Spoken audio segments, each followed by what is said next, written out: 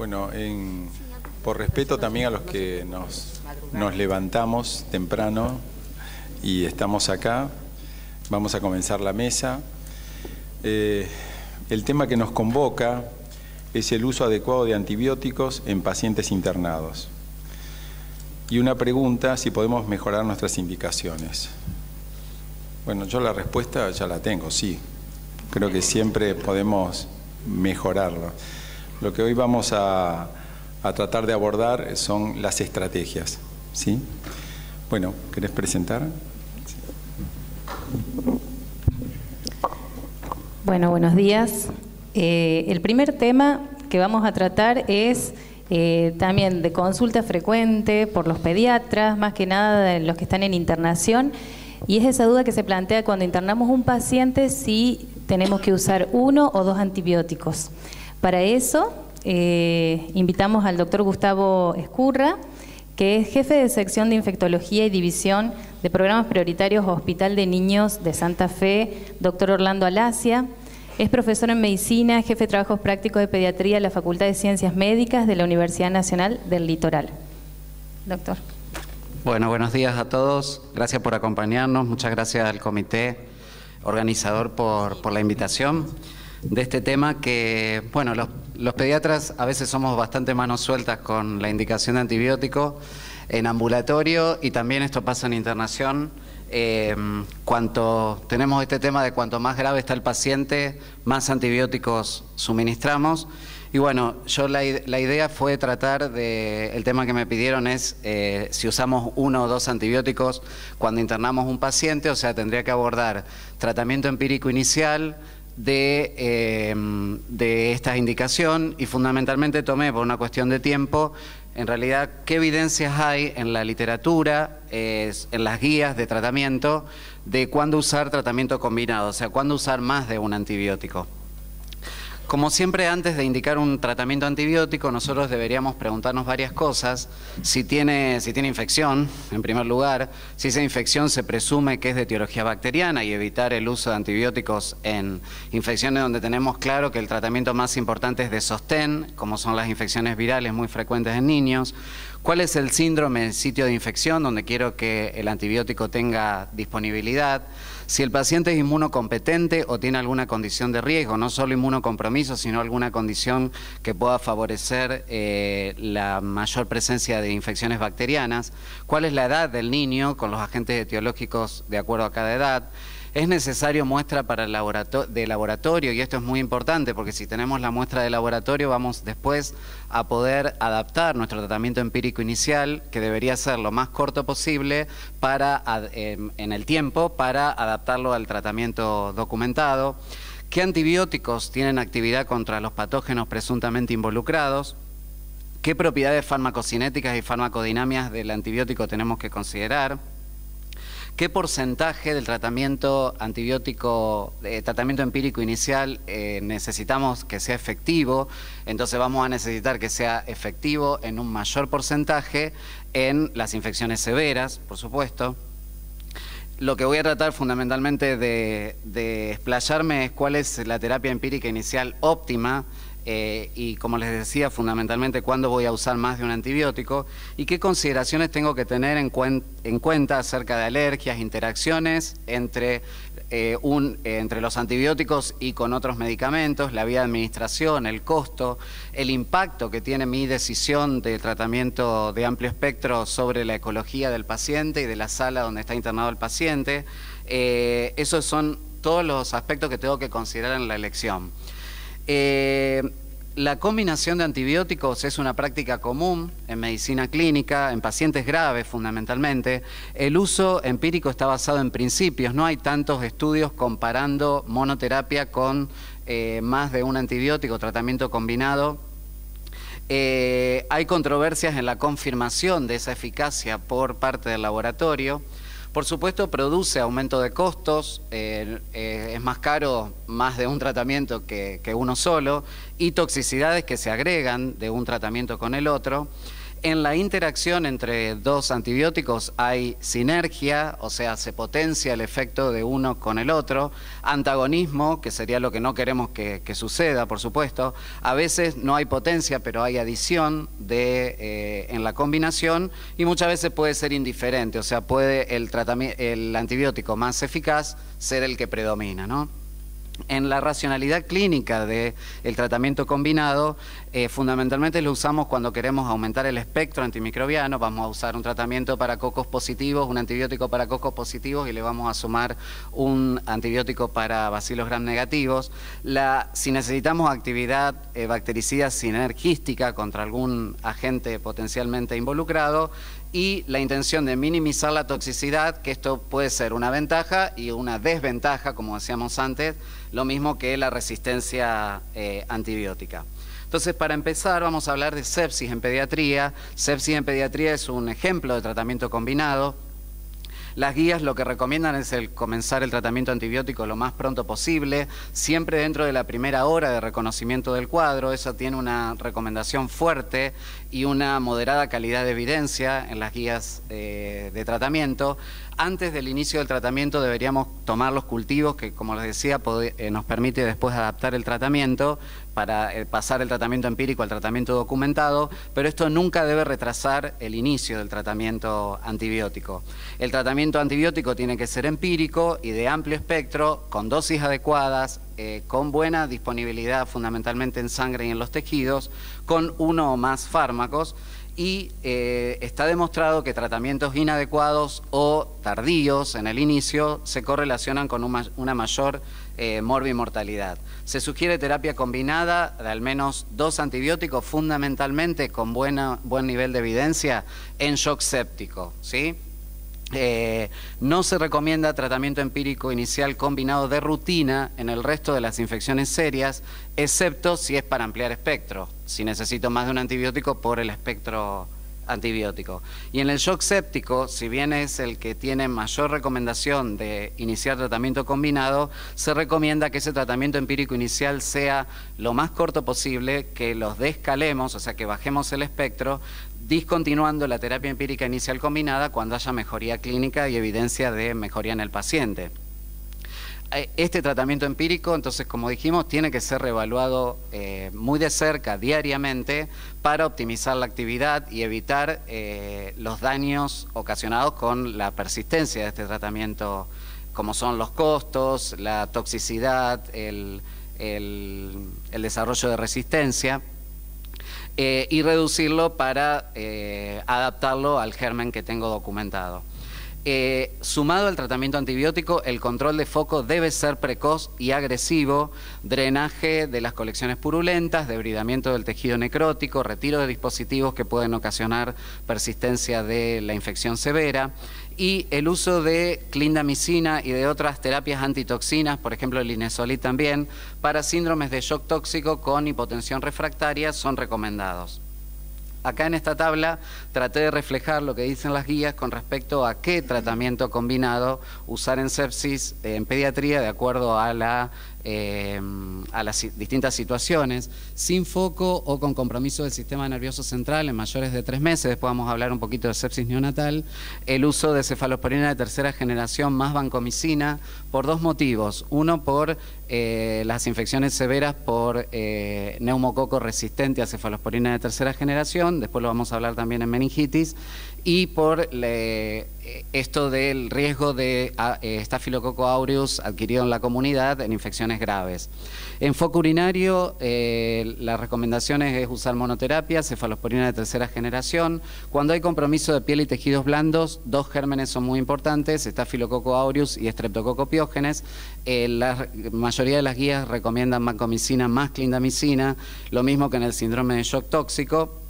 Y si bien la idea me parece que era más que nada hablar de infecciones adquiridas en la comunidad, también en infecciones hospitalarias usamos generalmente terapia combinada de inicio cuando queremos tratar cocos gérmenes positivos y bacilos negativos. Eso es con respecto a sepsis en pediatría. Con respecto a sepsis neonatal, acá tienen los gérmenes más frecuentes. Fundamentalmente en sepsis neonatal precoz lo dirigimos a Streptococcus del grupo B y a Escherichia coli, y en la sepsis tardía fundamentalmente podemos tener sepsis tardía por Streptococcus del grupo B, pero después tenemos los patógenos adquiridos en el hospital. En la era de la profilaxis hay dos situaciones en las cuales comenzamos tratamiento empírico, y ese tratamiento es combinado. Cuando tenemos signos de sepsis neonatal, que hacemos una evaluación diagnóstica completa con hemograma, hemocultivos, si el paciente está estable, poder hacer la punción lumbar, hemodinámicamente estable, y comenzar antibiótico combinado. La otra situación es coriamnionitis materna. Acá se recomienda la consulta con el obstetra porque es un diagnóstico fundamentalmente clínico. La evaluación es un poco más limitada, es hemograma, algunos sugieren también agregado de proteína C reactiva, proteína C reactiva cuantitativa, y hemocultivos, y el antibiótico de inicio. En el resto de las situaciones, como ustedes pueden ver acá, si la madre recibió profilaxis, etcétera, si el paciente es mayor de 37 semanas, la observación y el cuidado clínico de rutina. Los patógenos más frecuentes, dijimos, son Escherichia coli y Streptococcus agalactiae. La terapia empírica más adecuada es ampicilina más aminoglucósido, fundamentalmente gentamicina. Eso nos da un tratamiento sinérgico para para Streptococcus agalactiae y Listeria monocitógenes. Cefotaxime es una alternativa de combinar con ampicilina para Escherichia coli resistente a ampicilina y en altas de meningitis. Hay algunos reportes que hablan de reporte de mayor mortalidad en la combinación de dos betalactámicos versus betalactámico más aminoglucósido, y tenemos que considerar que esto tiene impacto en la ecología de la sala donde está ubicado este paciente, el riesgo de rápido desarrollo de resistencia y el riesgo de candidiasis invasiva. Entonces se recomienda en general, si vamos a comenzar por altas sospechas, sobre todo de compromiso del sistema nervioso central, tener la muestra de cultivo para tratar de adaptar después rápidamente este tratamiento de ampicilina más cefotaxime rápidamente al tratamiento documentado. Y fundamentalmente reservarlo para meningitis por bacilo gram negativo. Como ustedes saben, ceftriaxona está contraindicada en este grupo etario. Infecciones intraabdominales, otro ejemplo de tratamiento combinado. Se recomienda iniciar el tratamiento lo más precoz posible. Si hay shock séptico con buen nivel de evidencia, hacerlo de inmediato, y si no, en el departamento de emergencias, dentro de la primera hora también. Mantener buenos niveles de antibióticos cercanos al procedimiento quirúrgico y ver la necesidad de hacer dosis prequirúrgica. Nosotros lo que estamos utilizando actualmente en realidad es monoterapia con ampicilina sulbactam, siguiendo las guías de profilaxis quirúrgica del Hospital Garrahan del año 2014, pero ustedes conocen que se puede usar esquemas combinados con gentamicina más metronidazol o clindamicina, con o sin ampicilina, con bastante buen nivel de evidencia científica. No está indicado el antibiótico de rutina de amplio espectro en pacientes en los cuales tengo baja sospecha de apendicitis complicada, y la selección del tratamiento antibiótico debe estar basado si es adquirida en la comunidad, si estoy hablando de peritonitis secundaria o terciaria, de acuerdo a la severidad de la enfermedad y la seguridad de los antibióticos. En enterocolitis necrotizante pasa algo parecido, recordar la necesidad de las medidas de sostén, son muy importantes, y tomar, si voy a hacer laparotomía o drenaje percutáneo, tomar muestras para cultivo para poder después adaptar el tratamiento intraoperatorio. Y los esquemas combinados los ven ahí: ampicilina más gentamicina más metronidazol, ampicilina más cefotaxime más metronidazol, y reservar la monoterapia con carbapenem para casos complicados. En neumonía adquirida de la comunidad busqué cuáles eran las evidencias, de acuerdo a las guías ITSA y de la Sociedad Latinoamericana de Infectología Pediátrica, en cuándo usar tratamiento combinado. Y hay dos o tres situaciones. Una es el menor de 3 meses. Recordar que el menor de 3 meses comparte los gérmenes del neonato, entonces las guías recomiendan el uso de ampicilina más gentamicina. Cuando tengo neumonía intersticial bilateral severa, fundamentalmente en escolares, el agregado de beta-lactámico más macrólido, y lo que estamos viendo cada vez más frecuentemente, las neumonías lobares severas o con pacientes en shock séptico o no. Hace un ratito estábamos hablando de algunas de las experiencias acá en Córdoba. El agregado de beta-lactámico más vancomicina o clindamicina si tengo fuerte sospecha de la presencia, imágenes características, sospecha clínica de la presencia de neumonía por Staphylococcus aureus adquirido en la comunidad. Lo mismo en neumonía complicada con empiema o neumonía necrotizante, el tratamiento para neumococo y para Staphylococcus aureus meticilino resistente. Por supuesto, como mencionamos, cuando hay neumonía con shock, recordar el tratamiento combinado con céfalos de tercera más vancomicina. Acá tenemos dos ejemplos.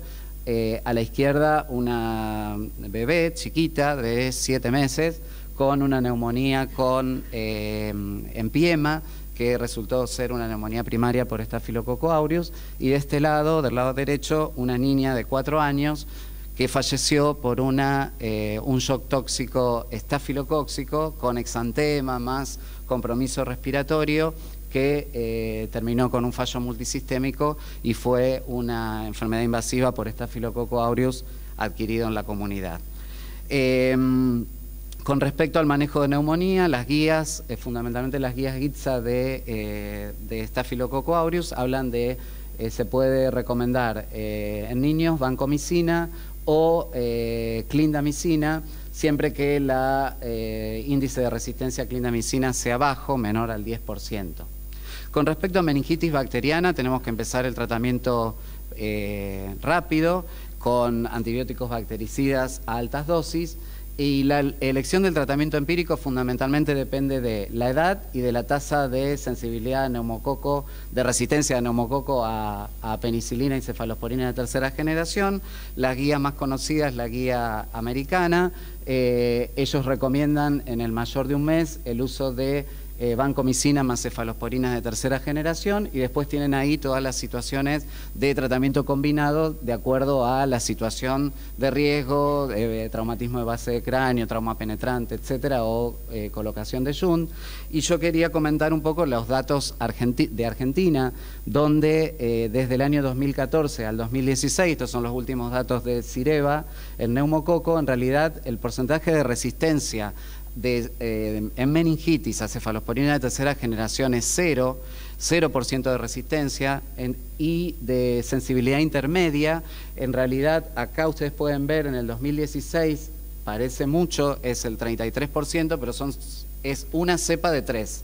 O sea, realmente ha disminuido mucho los aislamientos a neumococo desde la existencia de la vacuna, y esto un poco nos hace pensar que el tratamiento empírico inicial nuestro en meningitis podría ser tranquilamente cefalosporina de tercera generación monoterapia. En cuanto a neutropenia febril, es otro ejemplo de tratamiento combinado. Recordar la importancia de jerarquizar los pacientes de acuerdo al riesgo y tener en cuenta cuáles son los criterios hematológicos, criterios de laboratorio y criterios clínicos por los cuales los pacientes pueden ser de alto riesgo, y recordar a ellos para el manejo empírico inicial. Deberíamos obtener cultivos, tratamiento antibiótico precoz, y teniendo en cuenta esta categorización de riesgo. Entonces las guías, estas son las guías de SADI pediátricas, donde nos hablan de la categorización del riesgo, el inicio del tratamiento empírico con ceftriaxona más econosin amicacina, y el pasaje rápido a la vía oral. Algunos recomiendan iniciar cuando las circunstancias sean ideales, el tratamiento directamente por vía oral, y en los neutropénicos febriles de alto riesgo, el uso de terapia combinada y de antibióticos de amplio espectro en relación a la situación clínica del paciente, con o sin foco, o paciente séptico. En infecciones de piel y partes blandas, ya voy terminando, el tratamiento empírico inicial combinado se recomienda en celulitis necrotizante. Alertar mucho sobre la búsqueda activa de esta patología, en la cual el diagnóstico precoz y el debridamiento quirúrgico precoz, más que el tratamiento combinado en realidad, son importantes para la sobrevida del paciente. Tienen alta mortalidad.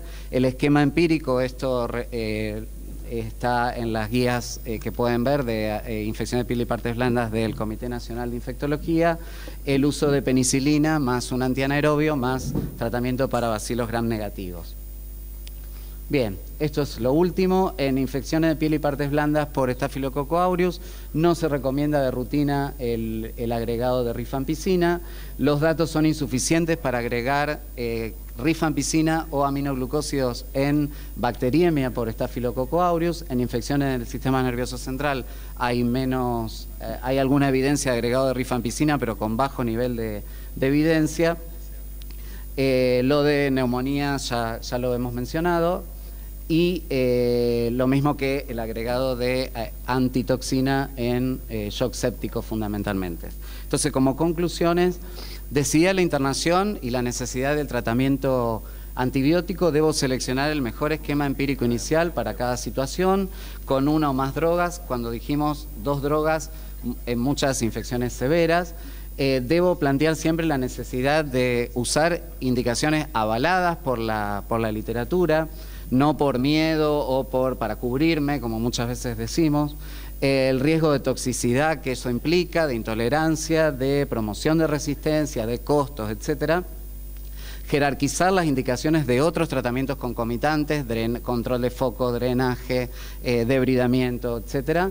Y muy frecuente es el uso entonces en más de un antibiótico en sepsis neonatal y pediátrica, en infecciones intraabdominales y en las situaciones puntuales que les mencioné de neumonía, meningitis e infección de piel y partes blandas. Bueno, muchas gracias.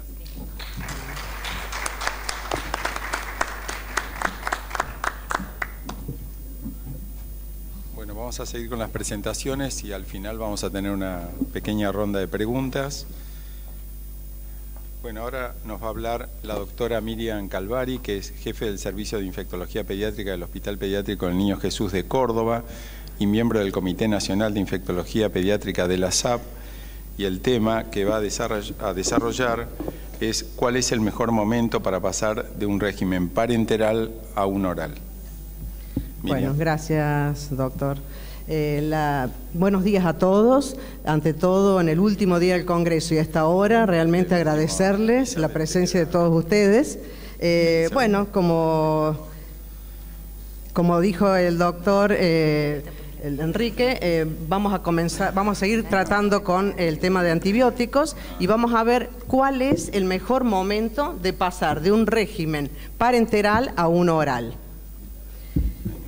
Y desde el inicio de la terapia antimicrobiana, ya con la introducción de las penicilinas y posteriormente de los aminoglucósidos, la vía parenteral endovenosa se ha identificado como de elección en el tratamiento de las infecciones graves.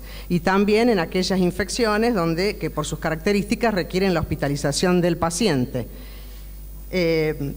Pero desde ya principios del siglo XX, el doctor Mayo, que fue el fundador de la Mayo Clinic en Estados Unidos, ya dijo en forma previsora que cuanto antes se aparte a los pacientes de la influencia depresiva de un hospital, más rápido será su recuperación. Y este tema adquiere gran relevancia al conocer las múltiples complicaciones asociadas a la estadía prolongada de los pacientes internados. Y ya las primeras descripciones sobre este tema de la terapia secuencial parenteral oral aparecieron ya en la literatura en el año 1974. ¿Y cuáles son y aparte además la importancia de que la introducción de nuevos antibióticos con muy buena biodisponibilidad oral, donde alcanzaban concentraciones séricas y tisulares equivalentes a los antibióticos que se administran por vía parenteral? Entonces, por lo tanto, los beneficios del acortamiento del tratamiento parenteral y de la terapia ambulatoria a igual eficacia terapéutica incluyen la seguridad del paciente, que es mucho más económica, menor tasas de complicaciones como infecciones hospitalarias y, fundamental, el bienestar psicológico del paciente y su familia. Pero, ¿en qué se basa el éxito de esta terapia?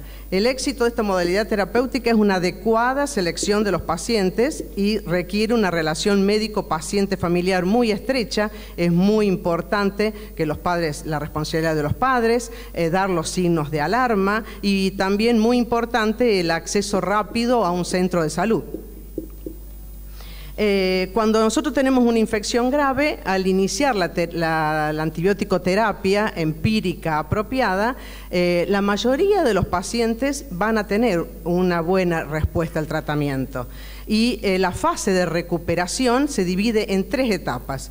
La primera etapa, el paciente en las primeras 48-72 horas va a estar inestable clínicamente. Por eso que no es indicación de cambiar los antibióticos en esta etapa, salvo que el paciente, por supuesto, tenga un deterioro clínico importante. Después de las 48-72 horas, ya los síntomas y los signos y las alteraciones del laboratorio comienzan a mejorar. Y es ahí cuando se produce la mejoría clínica inicial y es ahí en el momento justo, el ideal para pasar la terapia a vía oral. Y después, la tercera etapa de recuperación ya es la mejoría clínica definitiva, que hace muchos años atrás lo que se hacía es continuar con los tratamientos hasta, a veces incluso hasta la mejoría clínica definitiva. Bueno, pero por supuesto que esto va a depender en cada caso y cada caso va a ser individualizado y esto va a depender de las siguientes variables: de la estabilidad hemodinámica, de que el paciente esté afebril por lo menos 24 horas o haya disminuido la fiebre, de la tolerancia al tratamiento oral, el no compromiso a la absorción intestinal, la condición inmune previa, el monitoreo de los reactantes de fase aguda, la localización y gravedad de la infección y el microorganismo. Y también, muy importante cuando vamos a hacer la elección del antibiótico, porque es de vital importancia el conocimiento y la aplicación de los parámetros farmacocinéticos y farmacodinámicos para poder asegurar la eficacia del tratamiento. Hay ciertas infecciones severas que por la elevada concentración del antibiótico en el sitio de infección nos vamos a asegurar el éxito del tratamiento con el pasaje precoz del régimen parenteral al oral.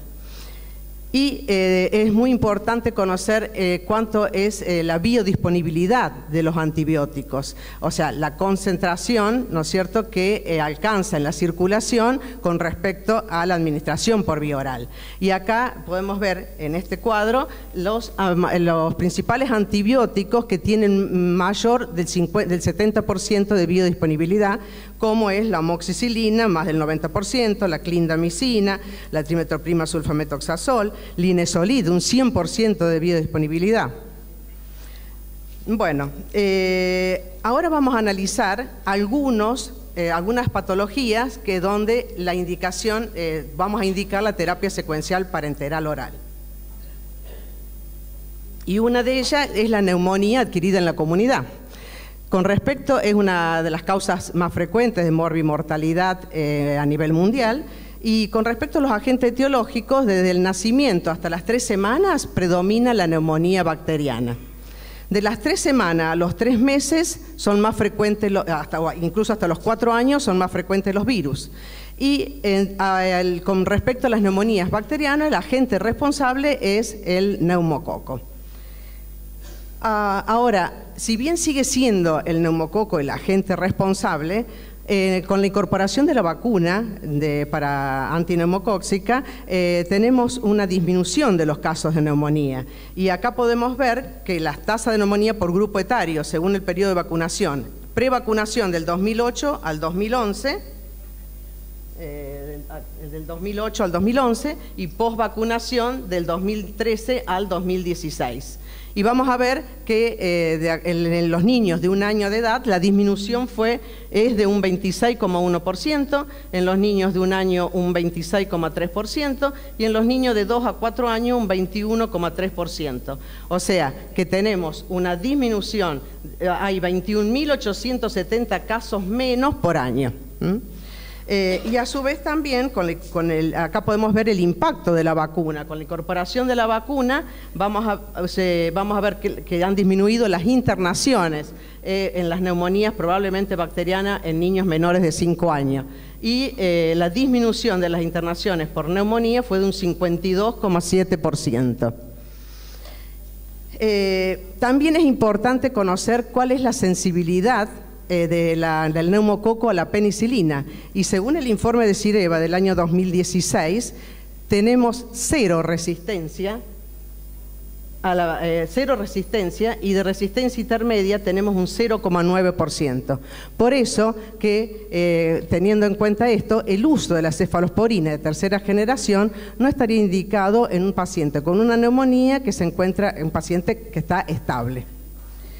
Bueno, de acuerdo a todos estos factores, son importantes para indicar la terapia empírica inicial. La neumonía bacteriana, generalmente el tratamiento es empírico. ¿Y cómo lo vamos a dar el antibiótico? Y hay varios estudios con respecto a esto. Acá tenemos un estudio donde se comparó la eficacia del tratamiento con una penicilina intramuscular, una penicilina benzatínica, con una dosis, y la amoxicilina vía oral administrada durante 24 y 36 horas en niños con neumonía en un servicio de urgencias, y no mostró diferencia entre los dos grupos. Este otro estudio, a la edad de 6 meses, en niños aún en neumonías graves. En este estudio, niños de 6 meses ingresados en el hospital, a un grupo se trató con amoxicilina vía oral y otro grupo con penicilina endovenosa. Solo se excluyeron los más severos, los que tenían hipoxia o los que tenían neumonía complicada o con cuadros de sepsis, y no mostró tampoco diferencia entre los grupos. Y en este otro estudio, en 8 pacientes, en niños de 3 a 5 años de edad con neumonía severa clínicamente definida, y los asignó al azar amoxicilina oral o penicilina parenteral, y tampoco mostró diferencia entre los grupos. Entonces, de acuerdo a estos estudios, las guías de la Sociedad Británica de Tórax, la recomendación es que los antibióticos administrados por vía oral son seguros y eficaces para los niños que presentan incluso neumonía adquirida de la comunidad severa. No obstante, hay indicación de tratamiento endovenoso, y la indicación es en menores de 3 meses con signos de septicemia, que no pueden tolerar líquidos orales, mala absorción de antibióticos orales o neumonía complicada. El tratamiento entonces empírico va a ser en los menores de 3 meses, ampicilina más gentamicina, entre los 3 meses y los 5 años ampicilina, a 200 miligramos por kilo por día cada 6 horas, y en los mayores de 5 años ampicilina o penicilina, 200.000 unidades internacionales por kilo por día. Ahora, entonces, le indicamos el tratamiento endovenoso, y a las 48-72 horas vamos a evaluar al paciente, y con respecto a cuándo entonces pasamos el antibiótico, lo vamos a cambiar de parenteral a oral. Y no se han identificado estudios clínicos aleatorios con respecto a cómo abordar esta cuestión, y no hay una recomendación rígida.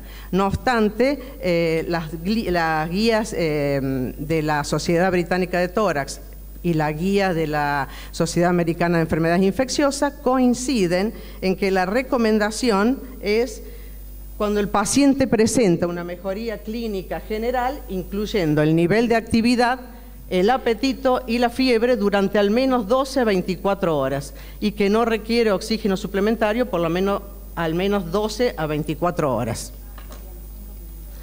¿Y con qué tratamiento lo vamos a pasar? A vía oral, y la indicación es amoxicilina a 80 a 90 miligramos por kilo día. Recordemos que dijimos que la biodisponibilidad de la amoxicilina es más del 90%, y esa es el principal responsable de la diferencia con la ampicilina por vía oral, por eso que indicamos amoxicilina. La eficacia de los beta-lactámicos es que los niveles séricos se mantienen por encima de la SIN durante más del 40% del intervalo de dosis, y que la amoxicilina, al tener mejor farmacocinética y tolerabilidad, a dosis de 80 a 90 miligramos por kilo por día, lograría mayores concentraciones en el suero. ¿Y a cuánto lo vamos a indicar? ¿Cada cuánto lo vamos a indicar? Cada 12 horas es un tratamiento adecuado cuando cubriría la SIN de las cepas sensibles, pero se necesitaría cada 8 horas para las cepas más resistentes. Incluso se ha observado que cuando la SIN es de 2 microgramos por mililitro, la curación clínica y bacteriológica es de solo el 65% de los casos, mientras que cuando lo damos cada 8 horas, la curación clínica y bacteriológica es del 90% de los casos. Bueno, pero ¿qué pasa cuando tenemos neumonías complicadas? Y una de ellas es el empiema pleural. Y los gérmenes siguen siendo el agente etiológico, el neumococo, pero también han aumentado los casos de infecciones por Staphylococcus aureus meticilino resistente. En la década del 70 y del 80, las infecciones eran por Staphylococcus meticilino sensible y luego fueron disminuyendo. Y hasta ese momento lo único que nos preocupaba era conocer un solo antibiótico, que era la cefalosporina de primera generación. Pero en los últimos 10 años tenemos un resurgimiento de infecciones por Staphylococcus aureus meticilino resistente y con neumonías incluso necrotizantes o supuraciones pleuropulmonares. Entonces, por lo tanto, cuando tenemos que pensar que un paciente tiene una infección por Staphylococcus aureus meticilino resistente, cuando tiene un aspecto tóxico, cuando en pacientes con hacinamiento, cuando hay infecciones en la piel o incluso en el paciente o en la familia, o que tenga un rash, que tenga la vacunación completa para vacuna conjugada para neumococo, que tenga una neumonía necrotizante o la presencia de neumatoceles, o cuando hay un rápido derrame pleural, vamos a pensar que podemos estar frente a un paciente con o que tenga un aspecto tóxico, con una infección por Staphylococcus aureus meticilino resistente. Entonces aquí sí la indicación en las neumonías con derrame, formas severas o con sepsis, la indicación es, además de la ceftriaxona, adicionar clindamicina, si el paciente está hemodinámicamente estable, cuando la resistencia en la comunidad es menos del 15%. Y es importante este dato, conocer cuánto es la resistencia de los antibióticos en la comunidad. Y la indicación de la vancomicina está indicado si el paciente está tóxico, si está bacteriémico o con múltiples focos supurativos a distancia. Este es un estudio que se hizo en el Hospital Garrahan, está publicado en los Archivos Argentinos de Pediatría en el año 2016, sobre bacteriemia por Staphylococcus aureus adquirido en la comunidad, un estudio de cohorte del 2010 al 2014, donde predominó el Staphylococcus aureus meticilino resistente en un 65%, y se identificaron 18 aislamientos resistentes a la clindamicina, un 9%. Y la neumonía fue significativamente más frecuente en los casos de Staphylococcus aureus meticilino resistente.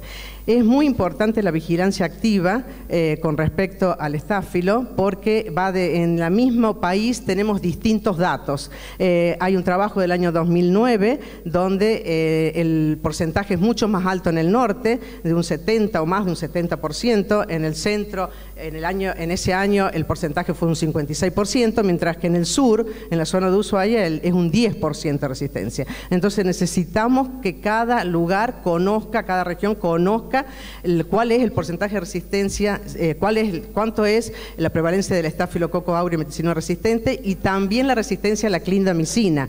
Ellos tuvieron acá en el Hospital Garrahan, 9% se mantuvo durante todo el periodo del estudio. Nosotros en Córdoba tenemos datos más altos de resistencia.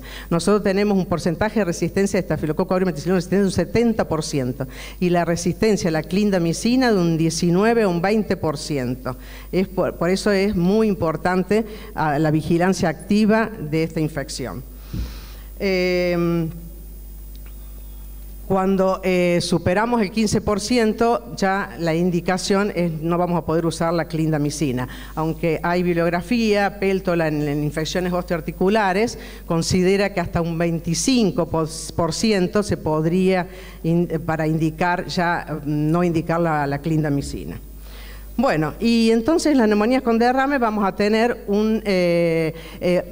la fiebre puede ser más prolongada, no a las 48 72 horas como la neumonía adquirida en la comunidad, puede persistir febril el paciente hasta 7, 8 días y lo importante es que si disminuye, o sea, el paciente se mantiene febril pero está en buen estado general y hay descenso de la PCR, no cambiar el antibiótico, porque a veces a las 72 horas continúa con fiebre y entonces si estaba con ampicilina lo cambian a ceftriaxona. A los 6 días sigue con fiebre y entonces si estaba con ceftriaxona ponemos vancomicina. No, fijémonos primero si hay una neumonía, si hay un aumento del derrame, si hay una complicación del derrame.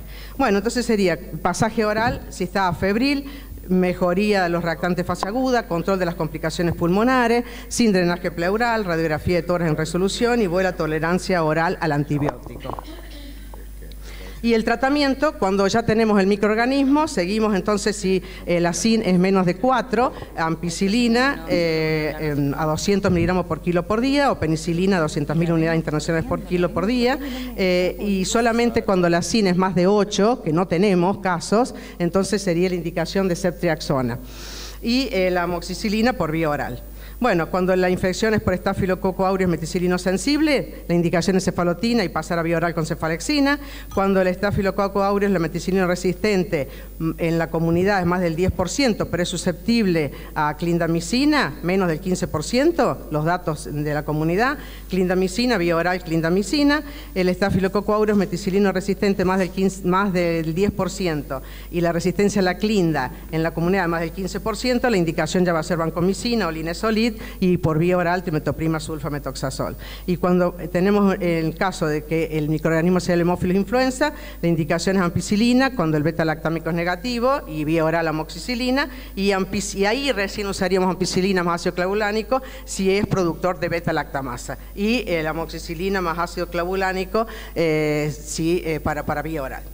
Bueno, rápido paso a otra patología, la infección de piel y de infección del tracto urinario. Este es un consenso que está publicado en los Archivos Argentinos de Pediatría.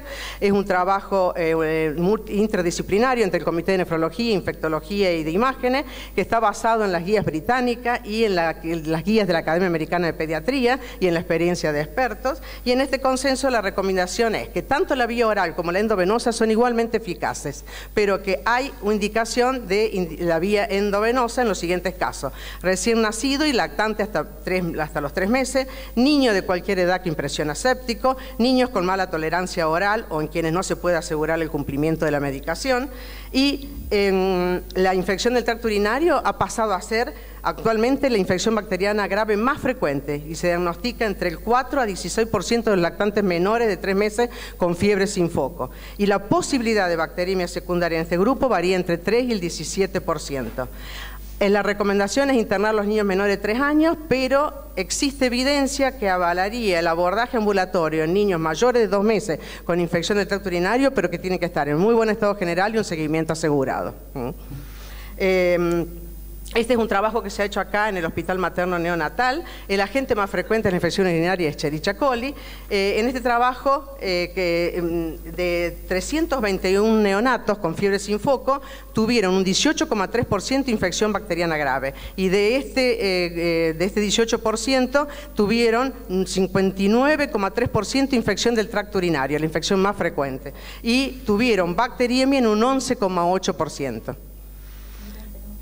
Sí, rápido. Bueno, ya pasamos el tratamiento. ¿Y cuándo vamos a pasar el tratamiento parenteral? Después de las 72 horas hasta obtener los resultados de los hemocultivos y urocultivos. Entonces, si el paciente está afebril, con buena evolución clínica, con hemocultivos negativos y ausencia de anormalidades en la ecografía renal y la vía urinaria, se podrá continuar por vía oral en todas las edades. Y vamos a pasar bueno, por último, las infecciones osteoarticulares. El Staphylococcus aureus es el microorganismo más frecuente involucrado en niños de todas las edades. Entre todos los estudios hasta la fecha, prospectivos aleatorios, la administración de venosa fue de solo 2 a 4 días, cambiando después al tratamiento a la medicación oral, siempre y cuando los síntomas de recuperación se hayan observado y el nivel de PCR haya descendido. Y para el paso a la antibiótico-terapia oral y alta hospitalaria se deben objetivar descenso del nivel de PCR, por lo menos el 30% o más, la desaparición de la fiebre durante 24 a 48 horas y la mejoría de los síntomas de la infección. Bueno, lo último es que lo importante del uso racional de los antibióticos nos va a limitar el aumento de la resistencia de los microorganismos a los antibióticos. Actualmente tenemos un avance importante de la resistencia de los antibióticos y realmente es una gran preocupación de todo lo que la comunidad científica y de las autoridades de salud a nivel mundial. Por eso que nosotros comenzamos desde nuestro comité a trabajar junto con el colegio acá en Córdoba, el Comité de Infectología de la Sociedad Argentina de Pediatría, con respecto con el Colegio de Farmacéuticos, con el Ministerio de Salud de la provincia, con la Secretaría de Salud de la Municipalidad. Hicimos un documento de posición con este tema porque me parece que es muy importante informar a todos los profesionales y enviamos este documento de posición a todos los profesionales de la salud y también consideramos que es sumamente importante informar a la población con respecto a este tema porque van a buscar antibióticos a la farmacia sin receta y se considera Argentina el paraíso de la venta de medicación sin receta. Por eso hicimos este folleto que lo estamos distribuyendo en toda la ciudad de Córdoba con respecto para informar a la población para que no compren antibióticos sin receta, sino que consulten antes. Bueno, muchísimas gracias. Este es el Palacio Ferreira, acá en Córdoba, es un museo de bellas artes. Si lo quieren visitar es muy bonito. Gracias. Gracias, Miriam. La íbamos corriendo, pobre. Pero bueno, por razones de tiempo vamos a dejar las preguntas para el final. Un poquito menos tiempo para eso. Ahora rápidamente vamos a invitar a la tercer disertante, que es la doctora Elizabeth Patricia Bodanowski. Es médica infectóloga pediatra, responsable del área materno-infantil de la División de Infectología del Hospital Clínicas, docente de la carrera de especialización en enfermedades infecciosas de la UBA, postsecretaria del Comité Nacional de Infectología Pediátrica de SAP, miembro de comisión de Infectología Pediátrica de la Sociedad Argentina de Infectología y nos va a hablar de hasta cuándo sostenemos los tratamientos y si podemos acortar los tiempos. Gracias, Lola. Gracias a los queridos compañeros de esta mesa, gracias a ustedes por estar acá acompañándonos y un particular agradecimiento a los organizadores de este 38º CONARPE por la convocatoria para hablar de este tema. Bueno, ya vimos cómo elegir los antibióticos en un comienzo, empíricamente, si 1, si 2, si 3. Ya vimos que es posible acortar los tiempos de tratamiento endovenoso. Y el planteo ahora va a ser definir los tiempos totales de tratamiento. Todo esto camino básicamente al uso cada vez más racional de los antibióticos con el objetivo de seguir buscando estrategias para reducir todo lo que es la presión selectiva de la antibiótico-terapia. Por cierto, hay una serie de consideraciones para hacer respecto de qué tener en cuenta para definir la duración del tratamiento, de los tiempos de tratamiento en una enfermedad infecciosa. Un poco, principalmente, considerar o evaluar el estado inmunológico del huésped, tener muy presente la localización de la infección, tener también presente las características del agente causal y del antimicrobiano a utilizar. Vamos a analizar un poquito cada uno de estos tópicos. Por cierto, en el paciente con compromiso inmunológico, con determinadas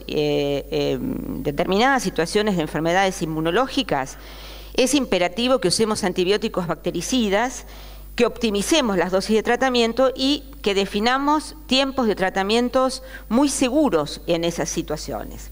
Pero aún así, hemos aprendido con el paso del tiempo a poder definir bien cuáles son los riesgos en cada una de estas situaciones y hoy día, por ejemplo, en situaciones que en otra época éramos mucho más rígidos, como es la neutropenia febril, hoy día ya tenemos otra mirada, caracterizamos los riesgos, redefinimos los tiempos de tratamiento, somos menos estrictos en tener los tratamientos hasta la recuperación de los neutrófilos, como hacíamos algunos años atrás. Así que hoy día la neutropenia febril también, a pesar de ocurrir en situaciones de inmunocompromiso severo, no es una indicación formal de mantener larguísimos tiempos de tratamiento antibiótico.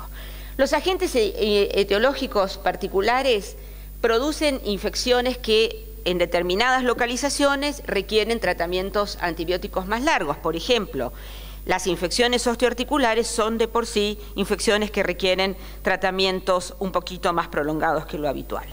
La meningitis, por ejemplo, también es una situación en donde el agente etiológico va a definir el tiempo de tratamiento. Y en algunos casos será muy corto, cuando tenemos Neisseria meningitidis sin sepsis, y en algunos casos será un poco más largo, cuando tenemos hemófilos, neumococo o bacilos gram negativos. Así que este es un ejemplo de cómo el agente etiológico va a condicionar tiempos de tratamiento de menor duración. Por cierto, el antibiótico elegido debe ser utilizado según los modelos PKPD. Los modelos PKPD son modelos matemáticos que básicamente sirven para poder definir la racionalidad con la que utilizamos el antibiótico, teniendo en cuenta que nosotros no usamos los antibióticos como se usan, no sé, antihipertensivos, que le damos al paciente un antihipertensivo y medimos cómo le baja la presión. Nosotros necesitamos evaluar esto en otro modelo biológico que es la bacteria. Entonces, de esta manera tratamos de correlacionar modelos farmacocinéticos de concentraciones séricas, concentraciones tisulares, versus los parámetros de efectividad que podemos medir para una bacteria, como son la SIM o la CBM. Y a partir de ahí surgen modelos PKPD que son aproximaciones nada más, porque tampoco nos garantizan que en el sitio, en la biofase donde se está desarrollando la infección, la actividad del antibiótico sea la óptima, pero probablemente estemos muy cercanos a esta utilización en la mejor de las condiciones. La localización entonces de la infección condiciona en mucho la posibilidad de acortar tiempos de tratamiento. No es lo mismo tratar una infección superficial a nivel de mucosa que tratar infecciones que están desarrollándose dentro de cavidades cerradas donde la difusión de los antibióticos es diferente.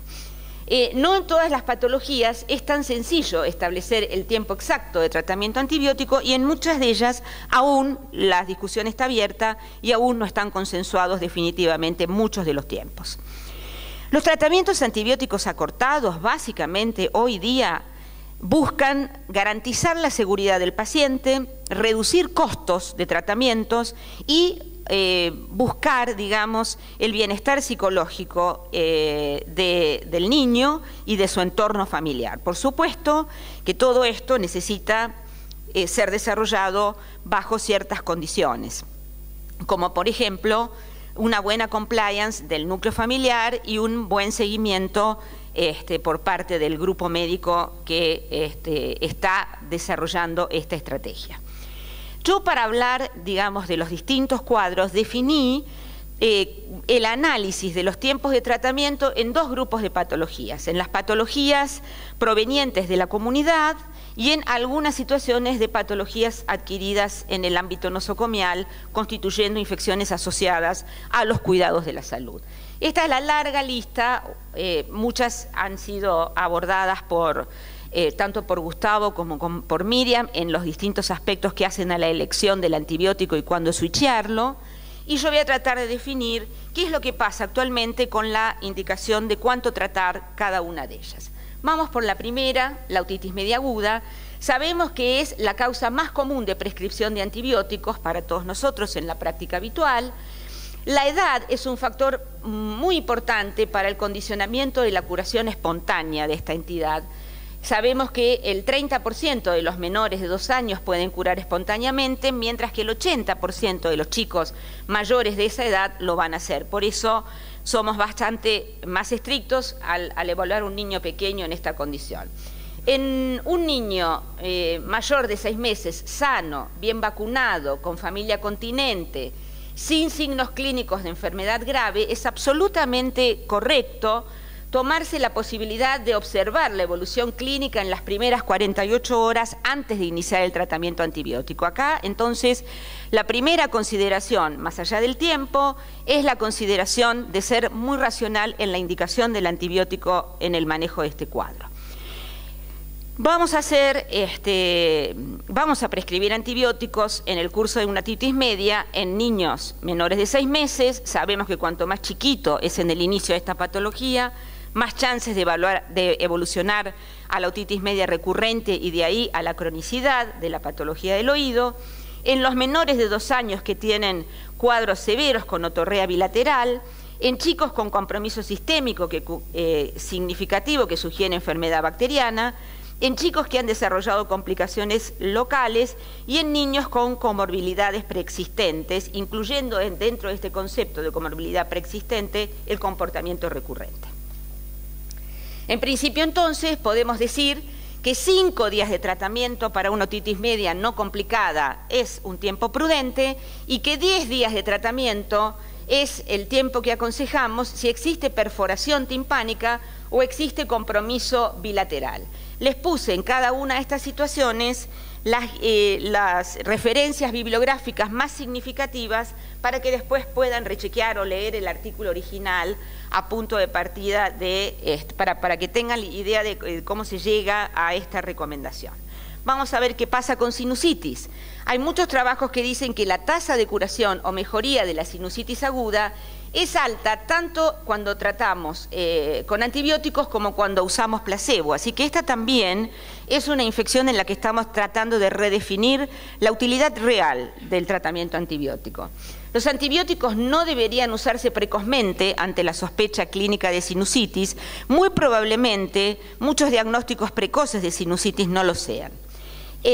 Hay un metaanálisis reciente que mostró que el tratamiento antibiótico de 5 días es igualmente eficaz que utilizar antibióticos durante 7 a 10 días para un cuadro de sinusitis. Entonces uno podría decir, ¿qué estrategias tengo yo para utilizar mejor los antibióticos en una sinusitis aguda? Primero y principal, no medicar los cuadros infecciosos virales. Hay un prestigioso infectólogo en nuestro medio que dice que una estrategia para diagnosticar la epidemia de gripe es ver cuánta amoxicilina se vende en las farmacias. Recordar que la rinorrea purulenta acompaña al resfrío común y que solo debemos jerarquizarla si persiste más allá de 10 días, en donde debe considerarse la posibilidad de sinusitis bacteriana. Por eso digo que no hay que apurarse para indicar la antibiótico-terapia en el curso de una sinusitis aguda. Por favor, recordar esto, no efectuar radiografías de senos paranasales de rutina. El diagnóstico de la sinusitis aguda es un diagnóstico clínico. Recuerden que los chicos terminan de airear los senos paranasales entre los 6 y los 12 años, que no necesitamos la radiografía para corroborar este diagnóstico, y recordemos que en el resfrío común, por el edema de mucosa que existe en toda la vía aérea superior, es posible ver engrosamiento mucoso y aún niveles, lo que favorecería el sobrediagnóstico de la sinusitis aguda. Y no utilizar antibióticos para reducir la resistencia, para el manejo de las recurrencias. En resumen, ¿sí? Podríamos decir hoy día que 5 días de tratamiento para un cuadro de sinusitis aguda sin complicaciones, utilizando concomitantemente fármacos que reduzcan el edema de la mucosa nasal o de la vía aérea superior en general, es absolutamente suficiente para la resolución favorable de un cuadro de sinusitis aguda. Vamos a la infección urinaria. Del análisis del mismo trabajo que les mostró Miriam previamente, este trabajo que se desarrolló en el marco de la SAP con el Comité de Nefro y de Imágenes, podemos decir que no hay evidencias que muestren beneficios en tratar la infección urinaria durante 7 versus 10 versus 14. Que también están descritos en la literatura pediátrica la posibilidad de usar tratamientos antibióticos más cortos, de 3 o de 5 días, que si bien muestran altas tasas de recaída, podrían ser utilizados en niñas mayores de 5 años, donde ya conocemos que no existe uropatía de base y que simplemente estamos tratando episodios de cistitis aguda. Se debe restringir, obviamente, el uso de antibióticos de mayor espectro, como cefalosporinas de tercera o de cuarta generación, o carbapenems o quinolonas, para el tratamiento de infecciones urinarias en estos chicos que son urópatas, que tienen comportamientos recurrentes y que tienen una selección del patógeno de la infección urinaria verdaderamente muy importante, y entonces por ahí restringir el uso de antibióticos o acotar los tiempos es un poquito más complicado. Obviamente es importante mantener el monitoreo permanente de los perfiles de resistencia, de los patógenos prevalentes en la infección urinaria en la comunidad y en la infección urinaria asociada a los cuidados de la salud para ver si es factible la reducción de los tiempos de tratamiento fundamentalmente. Entonces podríamos decir que el tiempo de tratamiento de la infección urinaria es en promedio de 7 días y que en las niñas mayores de 5 años y sin patología urológica podemos pensar en tratamientos más cortos de 3 a 5 días. Vamos a ver qué pasa con las infecciones de piel y partes blandas. El espectro de las infecciones de piel y partes blandas va desde las cosas sencillas de manejo ambulatorio hasta las situaciones más graves que les comentaba Gustavo, donde verdaderamente la vida del paciente está en severo riesgo. Podemos decir que entonces vamos a ir desde el espectro de manejo muy sencillo con manejo tópico, simplemente el drenaje, hasta la complejidad del manejo antibiótico que se comentó previamente.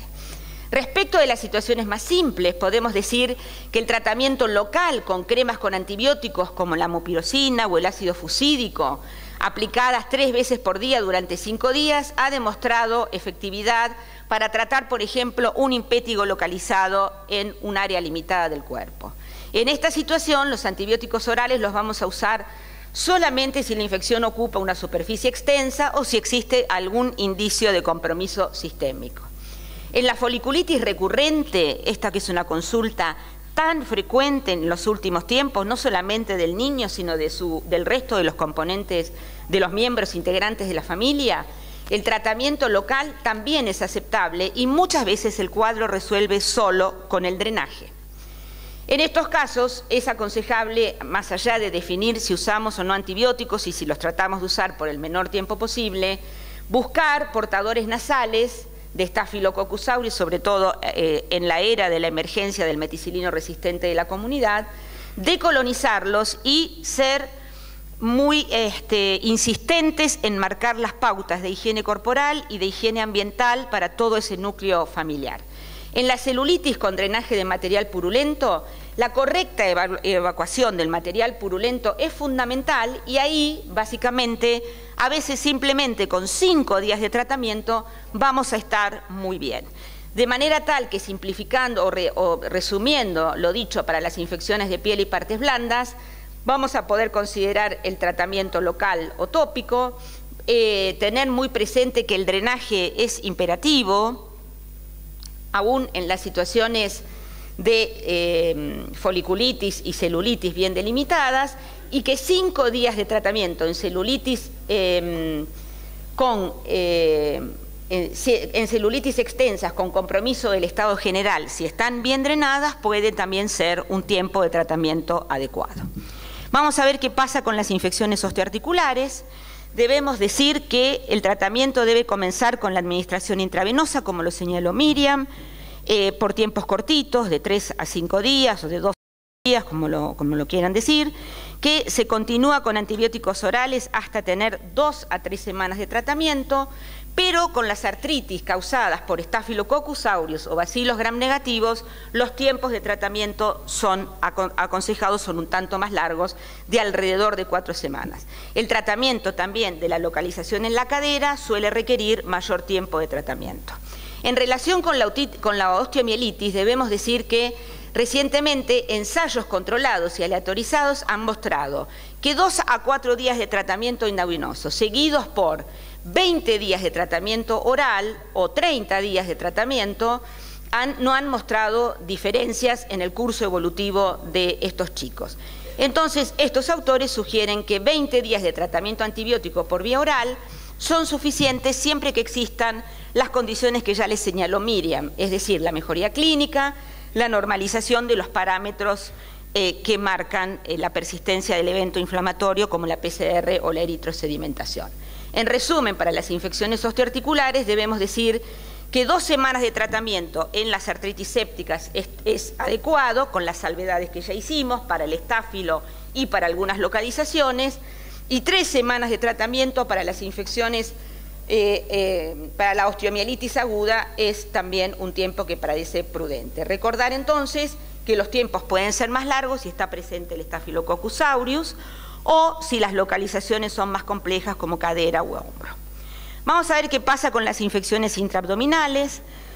Lo fundamental acá es que lo prioritario es el control quirúrgico del foco, dado que el retraso en la oportunidad quirúrgica se asocia a mayor mortalidad y a mayor morbilidad también.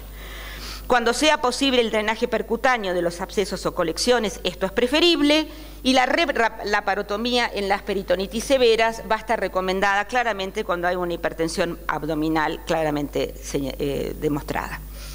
Es muy importante que pensemos que el mejor tratamiento no es el que más dura, sino el más efectivo en el menor tiempo posible. Y tenemos que tener en cuenta que la prolongación del tratamiento en estas situaciones, más allá de generar efectos secundarios de los antibióticos, diarrea, costos, puede enmascarar la persistencia del foco intraabdominal o la recidiva y puede obviamente condicionar los cambios en los perfiles de resistencia en las situaciones que se desarrollan colecciones intraabdominales o peritonitis terciarias. Esto lo digo porque muchas veces nos cuesta que los cirujanos resuelvan los focos abdominales en tiempo y en forma y nos miran a nosotros y nosotros vamos siguiendo con los antibióticos y le decimos, che, operalo, así yo le puedo sacar los antibióticos de una vez y se terminan haciendo tiempos larguísimos. Bueno, entonces, ¿qué aconsejamos? Básicamente en la peritonitis sin evidencia de gangrena, 24 horas de tratamiento es adecuado.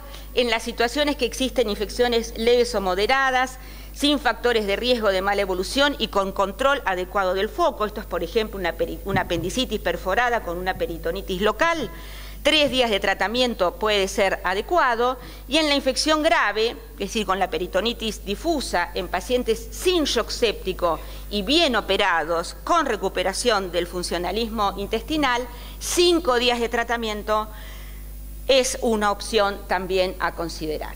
¿Qué pasa con las infecciones pleuropulmonares? Debemos decir básicamente,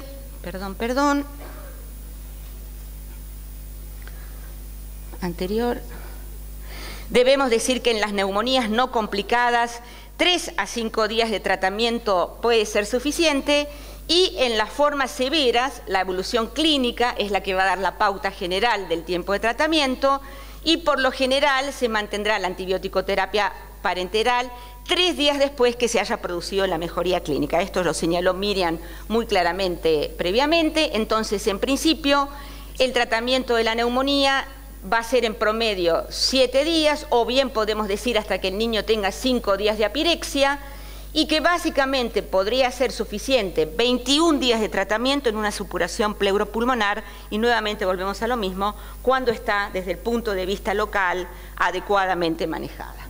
Vamos a la neutropenia febril. Dijimos en este caso que acortábamos los tiempos teniendo en cuenta ciertos criterios. Lo primero que tenemos que establecer en una neutropenia febril es definir qué paciente neutropénico tenemos delante y saber que los neutropénicos febriles de alto riesgo son aquellos en los que se prevé una neutropenia prolongada, de duración prolongada, o en aquellos que tienen determinadas comorbilidades como la hipotensión, alteración del estado de conciencia, náuseas, vómitos, diarrea, mucositis severa, neumonía, infección asociada a catéter, insuficiencia hepática, o bien en aquellos niños que no tienen controlada la neoplasia de base. Y el neutropénico febril de bajo riesgo será aquel que tenga una neutropenia que se prevé que vaya a durar menos de 7 días, ausencia de comorbilidades, o que tenga un tumor sólido, que significa menos riesgo, una neutropenia de menos riesgo. En esta situación, entonces, podemos decir que cuando la infección está documentada, el tiempo de tratamiento lo vamos a definir según el foco, y si esto se trata de una bacteriemia, podemos decir que con 10 a 14 días la cuestión puede estar resuelta. ¿Qué pasa con el neutropénico febril sin foco, con infección sin bacteriología que nos acompañe? Lo que se aconseja es continuar el tratamiento empírico inicial hasta que el paciente tenga 48 horas de apirexia y más de 500 neutrófilos en 2 determinaciones seguidas. No más que eso, no más que eso. Y para aquellos chicos en los que realizamos Tratamientos antibióticos orales, porque los consideramos neutropénicos febriles de bajo riesgo y hacemos el switch rápidamente.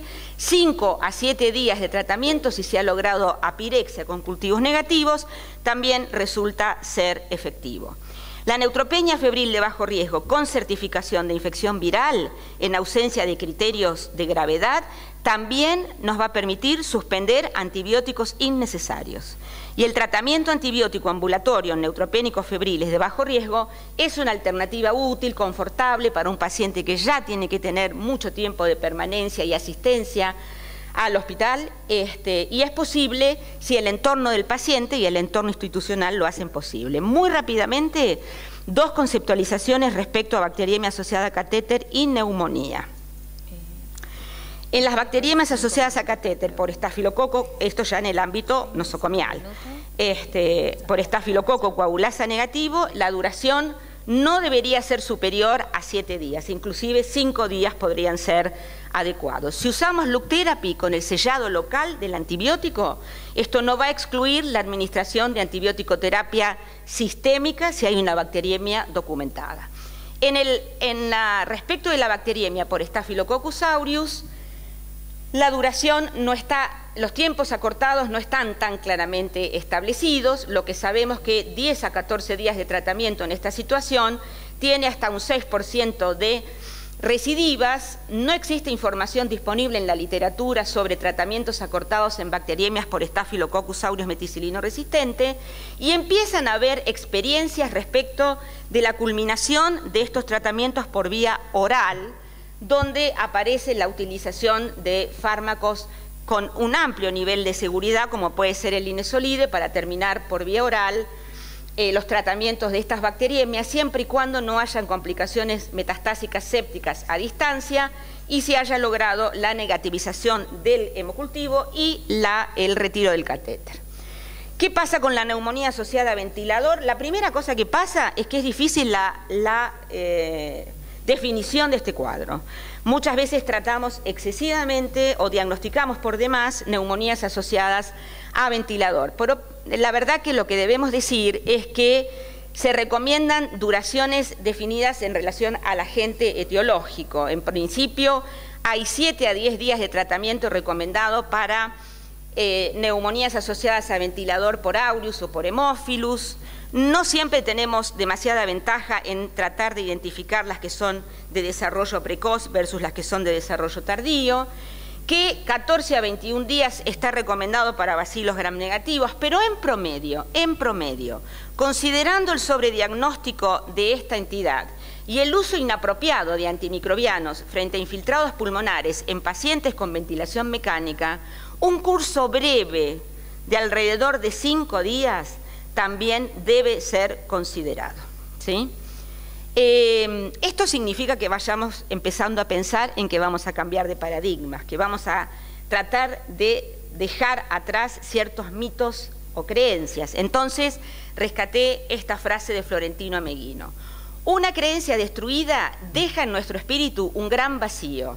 No debemos, pues, abandonar una creencia, sino sustituirla con otra que nos resulte más próxima a la verdad. Con lo cual, cambiemos un poquito nuestros paradigmas clásicos. Muchísimas gracias. Y ahora las preguntas.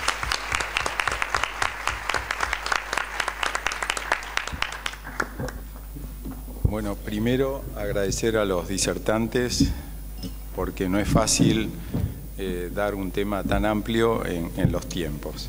Y gracias por haberlos respetado.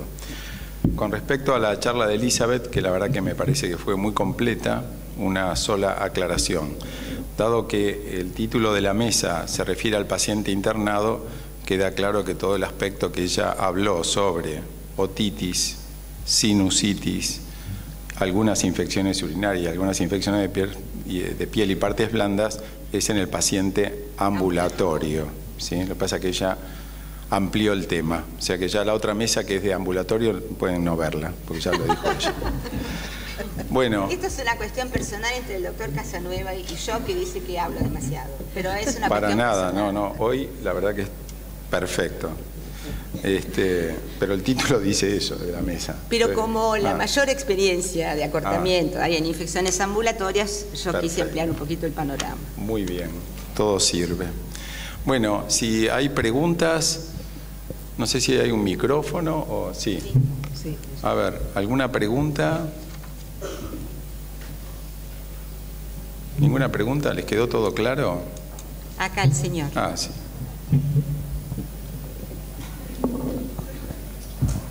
Buenos días. Quería hacer una pregunta a la doctora. Usted explicó que en las infecciones pleuropulmonares tenía que estar el paciente afebril por 5 días. Nosotros con 2 a 3 días, no creo que anote, ¿no? A la doctora. Para terminar el tratamiento, uno puede utilizar como parámetro para decir esta neumonía no se va a complicar y yo no necesito seguir tratándolo al chico por más tiempo con antibióticos, puedo definir una semana de tratamiento o considerar que en general coinciden, tener presente en la evolución 5 días de apirexia. Puede con 2 o 3 días de apirexia, como dijo la doctora Miriam, pasar de la antibiótico-terapia venosa a la antibiótico-terapia oral, eso es así. Pero con 5 días sin fiebre también puede suspender los antibióticos. Ahora, usted creo que se refiere a empiema. No, neumonía. ¿A supuración pleuropulmonar? Neumonía me parece. Espera. ¿A neumonía o a supuración pleuropulmonar? A las infecciones pleuropulmonares. Bueno, no, esta referencia es básicamente para la neumonía. En la misma diapo decía abajo que para el empiema el tiempo recomendado de tratamiento también está acortado. Antes uno pensaba en hacer 4 a 6 semanas de tratamiento. Hoy día podemos pensar en hacer 21 días de tratamiento, es decir, 3 semanas de tratamiento, siempre y cuando el cirujano acompañe y drene adecuadamente el espacio pleural. Sí, incluso no es lo mismo un empiema por neumococo, que a veces con 14 días ya es suficiente, que un empiema por Staphylococcus aureus o meticilino resistente, ¿no es cierto? Eso va a extender el tiempo. Sí, una duda que me surgió mirando las diapos, en ningún momento hablamos de rotación de antibióticos, que a veces en la práctica se hace mucho, y me surgió la duda y digo, quizás estamos rotando mal y lo que debemos hacer es agregar alguna clindamicina o alguna vancomicina en un paciente a lo mejor con neumonía, que es algo frecuente en la internación. Sí. Y Gustavo también. Sí, como a mí me habían pedido hablar de tratamiento empírico inicial, yo focalicé en cuándo usás tratamiento combinado. Pero si te acordás también había mencionado la necesidad de todo el tiempo tratar de ver y tratar de que el tratamiento empírico inicial combinado dure lo menos posible. Con respecto a la terapia antitoxina, por ejemplo la clindamicina, está bien demostrado en shock tóxico. O sea, en el resto de las situaciones la idea es tratar de que ese tratamiento empírico combinado sea lo más corto posible y que vos lo adaptes al tratamiento documentado lo más pronto posible, ¿sí?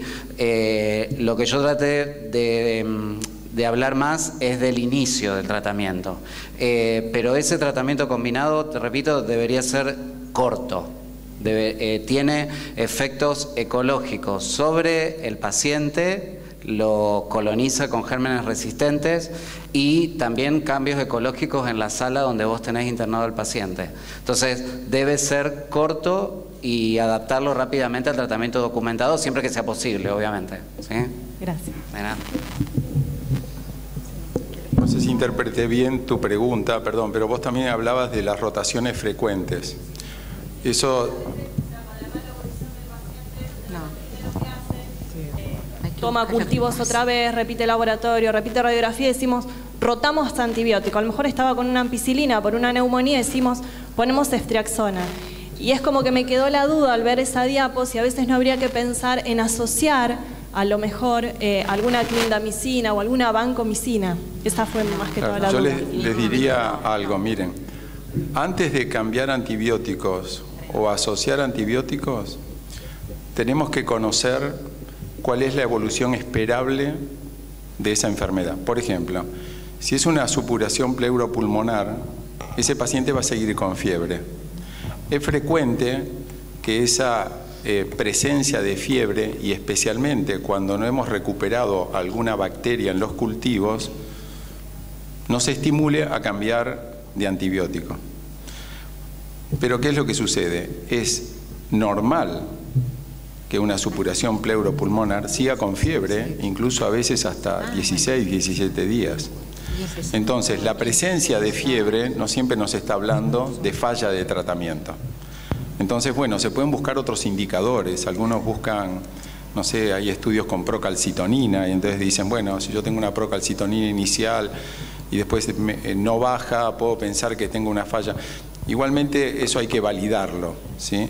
Yo les diría que en esto, aquellos que tenemos más edad y que hemos visto la evolución de muchas enfermedades, a veces no nos intranquiliza tanto, porque ya sabemos que el paciente va a ir evolucionando de esa manera y al final va a obtener la curación. Ahora, si a la fiebre, la reaparición de fiebre está acompañada de otros síntomas, que es lo que tenemos que buscar, bueno, deberemos descartar si, por ejemplo, es una intercurrencia dentro de la internación, intercurrencia viral o una gastroenterocolitis. Pero, digamos, tomarnos el tiempo antes de cambiar rápidamente, salvo que el paciente esté con condiciones críticas, ¿no es cierto? O que uno va observando que va hacia condiciones críticas. ¿Sí? Sí. No, un comentario con respecto a eso, porque supongo que también les pasa. Es como muy frecuente que uno lo presionen para cambiar antibióticos cuando en realidad lo que no se está solucionando es la cuestión a nivel local. Pasa mucho con las neumonías con derrame que no son precozmente drenadas, y también, que es otro tema que habló Eli, el tema de las infecciones intraabdominales y la pelea con los cirujanos que quieren rotar antibióticos cuando en realidad no están drenando focos o posibles complicaciones de la peritonitis que han tenido. Eso cuesta bastante, y cuesta bastante sostener los empíricos iniciales. Nosotros particularmente también utilizamos ampicilina surfactant como primer esquema en infección intraabdominal, que es adecuado, y cuesta realmente que los cirujanos, después de 5 días que el paciente no evoluciona bien, donde lo más probable es que haya un foco oculto abdominal como complicación, drenen ese paciente y ahí empiezan a rotar antibióticos, teniendo en cuenta que eso sigue seleccionando gérmenes resistentes, y después sí realmente tenemos que empezar a rotar antibióticos. Entonces, supongo que también eso es a lo que iba ella y nos pasa a todos. Es muy difícil, pero lo más importante es resolver el problema local, y de ahí sí van a poder acortar los tiempos de tratamiento que es lo Yo que quería acotar algo más respecto de tu pregunta, porque lo que vos contás, uno lo ve muy frecuentemente en la neumonía, verdaderamente. Entonces uno dice, el chico que ingresó grave, que impresiona tóxico, que tiene una neumonía bilateral, que vos ves que supura, que va a evolucionar a la cavitación rápidamente, de movida le pusiste la vancomicina porque pensaste en el meticilino resistente de la comunidad. Pero teniendo en cuenta que el neumococo es el agente etiológico más frecuente de la neumonía, y que el neumococo en infecciones de mucosa tiene un comportamiento completamente distinto de lo que lo tiene en infecciones en cavidades cerradas. Es decir, una cosa es el neumococo en la neumonía y otra cosa es el neumococo en la meninge. En la meninge, un neumococo con una SIM de más de 1 te va a generar un problema. Vamos a tener que ponerle 2 antibióticos, 3 antibióticos, como te contó Gustavo. Pero en la neumonía, para que vos tengas un neumococo resistente, donde el problema de la evolución de la neumonía sea que el germen es resistente, tenés que tener una SIM de más de 8. No hay en nuestro medio neumococos con esa SIM, entonces no tiene sentido que vos pienses, la ampicilina no sirve, le pongo Clinda, la ampicilina no sirve, le pongo banco. No, buscá que no tenga una supuración pleuropulmonar, buscá que no se haya derramado con un derrame paraneumónico al segundo, tercero, cuarto día de evolución, buscá que no tenga una flebitis, buscá que no le esté pasando otra cosa. Y si hay que drenarlo porque tiene una supuración pleuropulmonar, que el cirujano lo haga en tiempo y en forma. Creo que una de las cosas que más nos complica, tanto como dice Lola y como señaló Gustavo, en la infección en la supuración pleuropulmonar y en las infecciones abdominales, es que nosotros nos vemos obligados a usar tiempos que son de goma para el tratamiento porque no se resuelve el foco inicial. Y entonces es muy difícil racionalizar ahí el uso de antibióticos, tanto la elección como en el tiempo. Perdón. Sí, el doctor Paganini describía muy bien en su libro En la neumonía con derrame una escalera y decía, bueno, ampicilina, al tercer día fiebre, ceftriaxona, al sexto día fiebre, vancomicina, y realmente si el paciente puede seguir febril varios días, y si el paciente está en buen estado general y hay descenso después de las 72 horas de la PCR, hay que buscar, como dice Elizabeth, buscar si ya no hay una complicación a nivel del pleural, o sea, si hay un aumento del derrame de nuevo, si hay tabicamiento, entonces antes de cambiar el antibiótico. Bueno, vamos a ir cerrando la mesa. Una preguntita. Sí, una pregunta con respecto a las infecciones osteoarticulares, que usted dijo de que hacen un tratamiento endovenoso de 2 a 4 días, sería el ideal, y después rotar a vía oral, continuar con el tratamiento vía oral. La verdad que por ahí en la práctica diaria, 2 a 4 días, hasta que tomamos contacto con el traumatólogo, hacemos toilette, y muchas veces se nos prolonga ese tratamiento hasta una semana, dependiendo obviamente de la evolución del paciente. ¿Esos 2 a 4 días hace referencia a un drenaje precoz y en alguna localización en especial? Mira, en relación con la artritis séptica, lo que te quiero decir es que la mayoría de las veces la punción diagnóstica que se hace para una artritis séptica debe ser punción diagnóstica y evacuadora. La excepción hecha a esta, y que hoy día ya cuando uno ve que el chico no evoluciona razonablemente bien y que permanece con la articulación derramada, limitada, con dolor, con enrojecimiento, con fiebre, en lugar de repetir punciones de la articulación, resulta más costo eficiente pedir al traumatólogo que haga lavados artroscópicos. La excepción a todo esto en relación a los tiempos y en relación a la oportunidad quirúrgica es la cadera.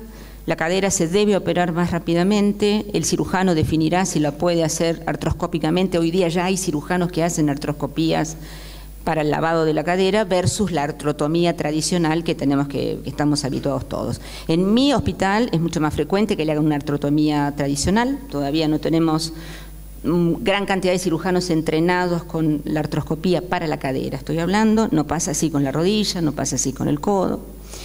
Y más allá de todo, estos tiempos están referidos a cuando el tratamiento local también se hace muy precozmente en tiempo y en forma. Así que creo que lo que vos contás nos pasa un poquito a todos.